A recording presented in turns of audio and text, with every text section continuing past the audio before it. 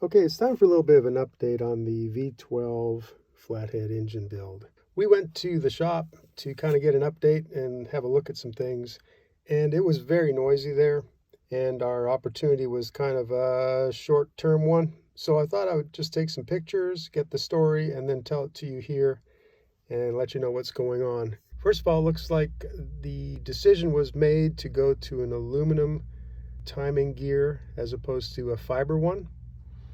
I believe the aluminum one is slightly noisier, but has much better longevity, and that is a good choice depending on what people want, but that's what we did. Secondly, we fiddled with, and one of the delays was the diverters that go into the V12 block just behind the water pumps. They look a little bit strange and they almost seem inconsequential, but they are not available anywhere. They had to be fabricated. They do fit now and they work, but some time was lost trying to source those rather than finally do the fabrication to create them.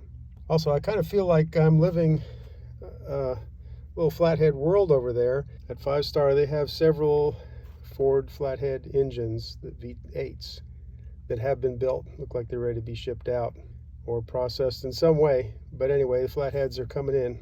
Everything is looking good in the bottom end so far.